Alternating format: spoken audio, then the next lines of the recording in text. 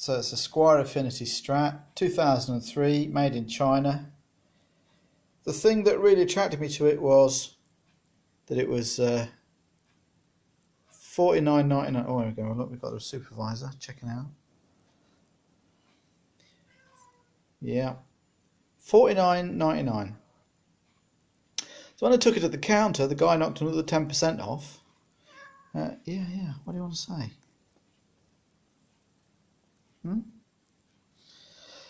Knocked another 10% off. Got it for 45 quid. So bearing in mind my other Squier Affinity, I paid 140 quid for it. Mind you, it's in a lot better nick than this.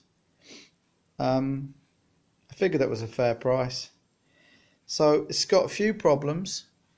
A little bit of wear on the neck, and some cracks, and sort of aging on parts of it, like I can see cracks around the pole pieces. But it works okay. One thing is, the intonation is terrible on this high E, absolutely a mile out. So that could be down to really horrible strings. The strings are about as old as I am, crusty old things, so that might help if I put some new strings on it. And there's not enough relief in the neck, not enough of a bow in the neck. It's just too flat, so that will lead to intonation problems as well sometimes. This gives you a clue. I've spent some money and I've bought all the parts I need to change all that cruddy old white stuff black. So let's see how it goes. Oh yeah, there were a couple of other bits that I bought. New strings, 9-42s, which are the factory. I don't usually play that light, but that's what they come with when they're new, so I thought that's what we'd try. And the old trick for touching up dings in guitars, nail polish. So the neck's maple and the fingerboard is maple, of course, and it's quite nice. It's a cheap guitar, so we're just going to make the best of it, see what it plays like when we're done.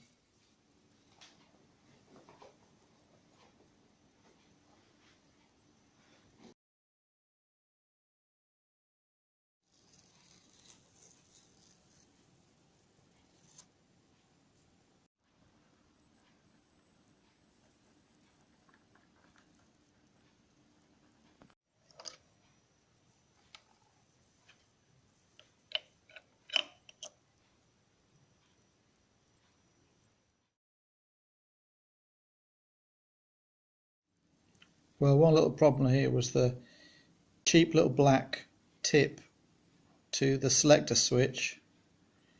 Didn't fit very well, this bit here.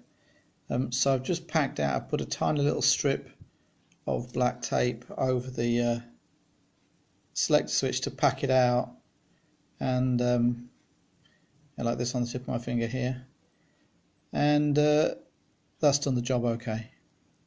It's just like an interference fit, that's what you need.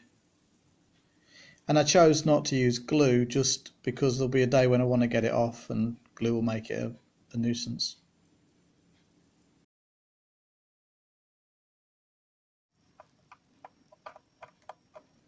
So another issue is the poor fitment of this cheap plastic plate. As you can see, I've got 2 of the screws in, and the other 4 holes don't line up with the pre-existing screw holes.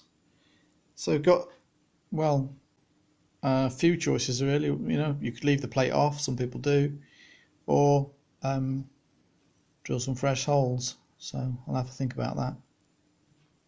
So here you can see the little black dots I've marked are where the holes are in the back plate compared to the pre-drilled holes. Maybe I'll make some new holes. It's all covered up by the back plate anyway.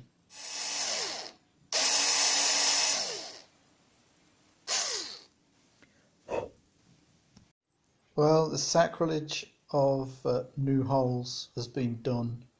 I've committed the crime.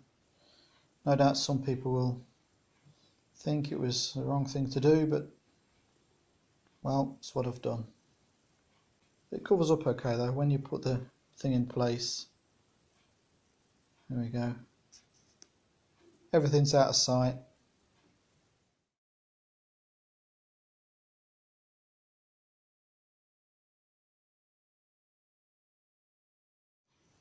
One final little adjustment of the jack socket is loose. Once we tighten that up, I think we're just about done. I've set the pickup height, checked the radius of the strings on against the neck radius. Yeah, I think it's about ready to go.